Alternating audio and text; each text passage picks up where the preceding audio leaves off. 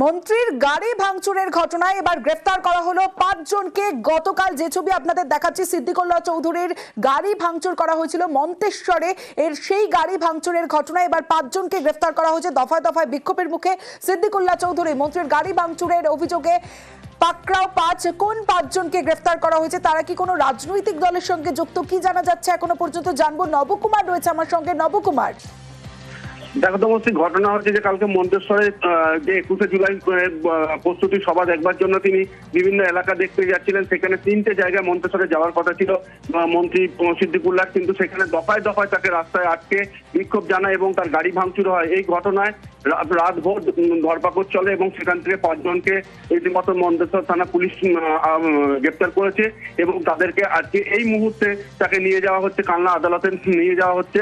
এবং এই ঘটনায় যে ব্যক্তি বিশেষ তাদেরকে নেওয়া হয়েছে, তাদের এখনো পর্যন্ত কোনো রাজনৈতিক ছত্রছায়ায় তাদের জানা যায়নি, কোনো পদ যারা হোল্ড করে আছে কিনা এই বিষয়ে জানা হয়েছিল, কিন্তু তারা সাধারণ ব্যক্তি হিসেবে তারা বলছে তৃণমূল তারা কর্মী হিসেবেই রয়েছে, কিন্তু কোন রকম তারা কোনো পদ অধিকারী নয়। সমস্ত বেশ।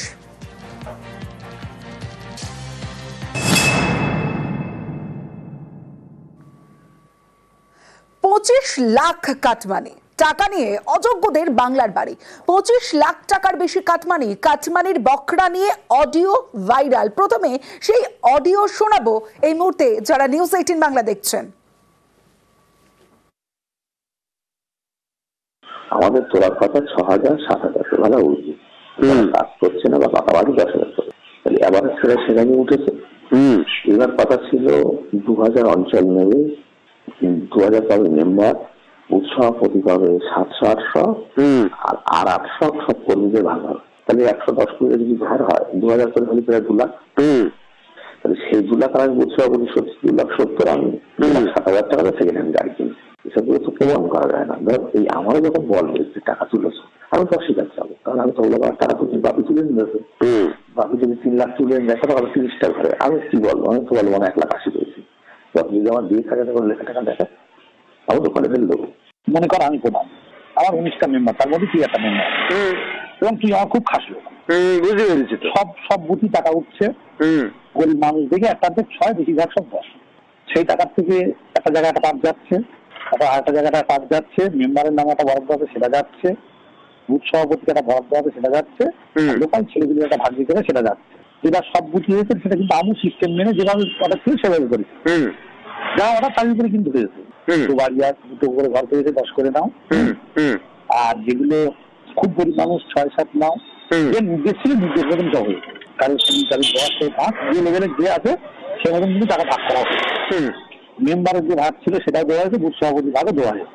ধর মেম্বার আর বুথ সভাপতি মিলে 2.5 লাখ টাকা আছে। ধর মেম্বার গাড়ি কিনতে চাচ্ছে না, আমি করে হাই তুই একদিন গাড়ি কেনো না, গাড়ি 2,000 টাকা লাগে দেবো, ভালো সম্পর্ক। বুথ সভাপতি এবং প্রভাবশালী নেতার যে অডিও, সেই অডিও ইতিমধ্যেই ভাইরাল, জানিয়ে শোরগোল পড়েছে। সরাসরি চলে যাব, জিয়াউল আলম রয়েছে আমার সঙ্গে, জিয়াউলের সঙ্গে কথা বলবো। জিয়াউল, ঠিক কি হয়েছিল এবং যে অডিও ভাইরাল হয়েছে তারপরে ওই প্রভাবশালী নেতা এবং বুথ সভাপতি তাদের কি প্রতিক্রিয়া? দেখো, ইতিমধ্যে হাড়োয়া বিধানসভার গোপালপুর 1 নম্বর গ্রাম পঞ্চায়েত এলাকায় সেখানে বাংলার বাড়ির জন্য প্রায় 125 জনের বাংলার ঘরের টাকা এসছে। কেন্দ্র সরকার এই টাকা ইতিমধ্যেই বন্ধ করেছে, কিন্তু রাজ্য সরকারের পক্ষ থেকে এই বাংলার বাড়ির জন্য প্রায় 1,20,000 টাকা দেওয়ার কথা, প্রথম কিস্তির টাকা ঢুকে গেছে। কিন্তু দেখা যাচ্ছে সেই কিস্তির টাকা নিয়েই কিন্তু ভাগ বাটোয়ারা, অর্থাৎ যারা প্রভাবশালী তাদেরকে দেওয়া হচ্ছে, যাদের পাকা বাড়ি রয়েছে তাদেরকে দেওয়া হচ্ছে, কিন্তু যারা গরিব মানুষ, খড়ের চাউনি, ত্রিপলের চাউনি, তাদেরকে দেওয়া হচ্ছে না। কিন্তু তাদের কাছ থেকে টাকা নেওয়া হচ্ছে। কি নেওয়া হচ্ছে? কারোর কাছ থেকে 10, 15, 20, 30,000 টাকা নেওয়া হচ্ছে এবং সেই টাকা নিয়ে সেটা ভাইরাল, অর্থাৎ অডিও কিন্তু একটা ভাইরাল হয়েছে। সেই টাকা নিয়ে কেউ বাড়ি করেছে, কেউ সেই টাকা নিয়ে গাড়ি কিনেছেন এবং সেই টাকা নিয়ে একের পর এক নেতা ভাগ বাটোয়ারা নিয়েছে।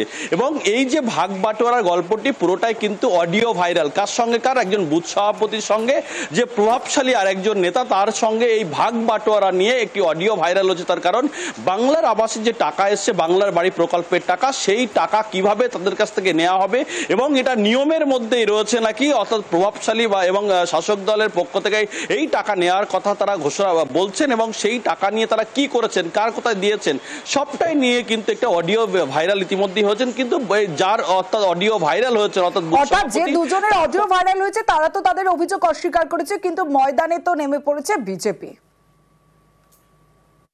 দেখুন, সামনে 2026 সালের ভোট, তো নির্বাচনে তো আমাদের এখানে কোনো মতেই দাঁড়াতে তারা পারেনি। বিরোধীদের টোটালটাই চক্রান্ত করে বলছে। আমরা নিজেরাই চাইছি যে এই কল রেকর্ডিংটা তো আমাদের নাই, এর তদন্ত হোক, যে কল রেকর্ডিংটা কে বা কারা করেছে। আমরা চাইছি বিরোধীদের মুখটা সামনে চলে আসুক। সম্পূর্ণ মিথ্যা, কোনো বেনিফিশিয়ারির কাছ থেকে কোনো পয়সা করি নেওয়া হয়নি এবং আমাদের অঞ্চলেও কারোর কাছে কোনো নির্দেশই ছিল না কারোর কাছ থেকে 1 টাকা নেওয়া। এটা পুরোটাই মিথ্যে, ভুল। সামনে আমাদের বিধানসভার ভোট আসছে, তার জন্য বিরোধীরা চক্রান্ত করেছে। আর প্রত্যেকটা যেটা সার্ভেতে এসেছিল ভয়, আমাদের বিডিও অফিস থেকে নজরদারিতেই অফিসাররা এসে প্রত্যেকটা বাড়িতে ভিজিট করে ওনারাই সবটা, ওনাদের নজরদারিতেই সবটা হয়েছে। তার মানে আপনি বলতে চাইছেন কোনো দুর্নীতি হয়নি? না, এখানে কোনো দুর্নীতি হয়নি। দুর্নীতি, ঘরের টাকা মারা বা বিভিন্ন রকম সরকারি প্রকল্পের টাকা মারা, এটা হচ্ছে ওদের রন্ধে মিশে আছে। এক একটা মেম্বার স্করপিও গাড়ি, 4-5টা করে বাড়ি, এই ধরনের মেম্বার এবং এই ধরনের পঞ্চায়েত পশ্চিমবাংলার বুকে ভরো ভরো আছে। এবং আমরা যে সামনে যেটা এসছে তা শুধু একটা পূর্ণাঙ্গ তদন্ত এবং গরিব মানুষের হকের টাকা মেটেছে তাকে শাস্তি দেওয়ার ব্যবস্থা করুক, এটাই চাইছি। গরিব মানুষ বঞ্চিত হচ্ছে প্রতিনিয়ত, আমরা এর জন্য আওয়াজ তুলছি।